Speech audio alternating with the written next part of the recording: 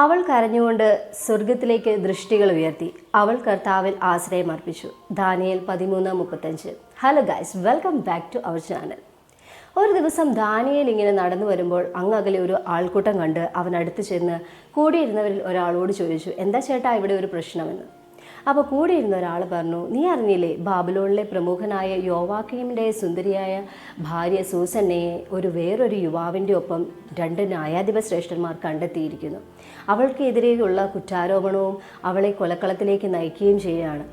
അത് കേട്ടതേ ദാനിയേൽ സൂസന്നെ ആരാണെന്ന് അറിയാൻ എത്തിവലിഞ്ഞ് നോക്കി. ഈ സമയം തന്നെ സൂസന്ന ദൈവത്തെ സ്വർഗത്തിലേക്ക് കരങ്ങൾ ഉയർത്തി, അവൾ ദൃഷ്ടികൾ ഉയർത്തി നിലവിളിച്ചുകൊണ്ട് പ്രാർത്ഥിച്ചു. അത്യുന്നതനായ ദൈവമേ, രഹസ്യങ്ങൾ വിവേചിക്കുന്നവനെ, വസ്തുക്കൾ ഉണ്ടാകുന്നതിന് മുമ്പേ അറിയുന്നവനെ, ഇവർ എനിക്ക് എതിരെ കള്ളസാക്ഷ്യം പറഞ്ഞിരിക്കുന്നുവെന്ന് നീ അറിയുന്നല്ലോ. ഇവർ ആരോപിച്ചിരിക്കുന്ന കുറ്റങ്ങളൊന്നും തന്നെ ഞാൻ ചെയ്തിട്ടില്ല. അവൾ ഇത് പറഞ്ഞുകൊണ്ടിരിക്കെ തന്നെ കർത്താവ് അവളുടെ നിലവിളി കേട്ടു. ദാനിയേൽ 13:44 മുതൽ 45 വരെയുള്ള തിരുവചനം. ഈ പറഞ്ഞുകൊണ്ടിരിക്കുമ്പോൾ തന്നെ ഈ നിലവിളി, സൂസന്നയുടെ നിലവിളി കർത്താവ് കേൾക്കുമ്പോൾ തന്നെ ബാലനായ ദാനിയേലിൻ്റെ പരിശുദ്ധമായ ആത്മാവിനെ ദൈവം ഉണർത്തി.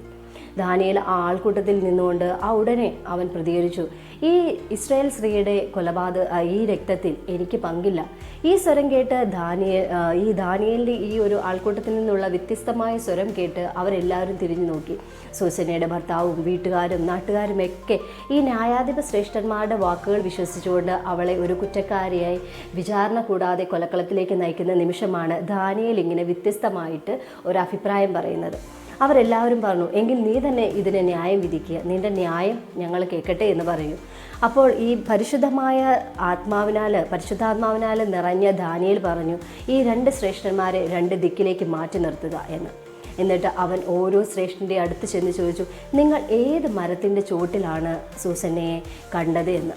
ഒരാൾ പറഞ്ഞു കരയാമ്പൂ മരത്തിൻ്റെ ചോട്ടിൽ, ഒരാൾ പറഞ്ഞു കരുവേലകത്തിൻ്റെ ചോട്ടിലെന്ന്.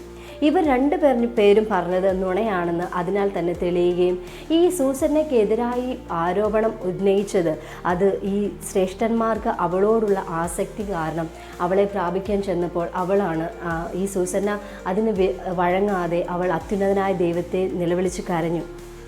ഈ കരച്ചിൽ കേട്ട് ഓടിക്കൂടിയ ജനത്തിൻ്റെ മുമ്പിലാണ് ഈ ന്യായാധിപ ശ്രേഷ്ഠന്മാർ അവരുടെ തെറ്റ് മറച്ചു വെച്ചുകൊണ്ട് സൂസന്നെ ഒരു തെറ്റുകാരിയാക്കി ചിത്രീകരിക്കുകയാണ് ചെയ്തത് എന്ന് ദാനിയേലിന് ദൈവത്തിൻ്റെ ആത്മാവ് വെളിപ്പെടുത്തി കൊടുക്കുകയും ആ ഒരു കൂട്ടത്തിൽ നിന്ന്, ആ ഒരു തിന്മയുടെ ഇതിൽ നിന്നെല്ലാം സൂസന്നയെ ദൈവം രക്ഷിച്ച് മാറ്റി നിർത്തുന്നു. അതുപോലെ തന്നെ ആരാണോ സൂസന്നയ്ക്കെതിരെ കള്ളം പറഞ്ഞ് അവളെ മോശക്കാരിയാക്കിയത് അല്ലെങ്കിൽ കള്ളസാക്ഷ്യം പറഞ്ഞ് ആ ന്യായാധിപ ശ്രേഷ്ഠന്മാർക്ക് അവൾക്ക് വിധിച്ചിരുന്ന അതേ വിധിയാൽ വിധിക്കപ്പെടുന്നു.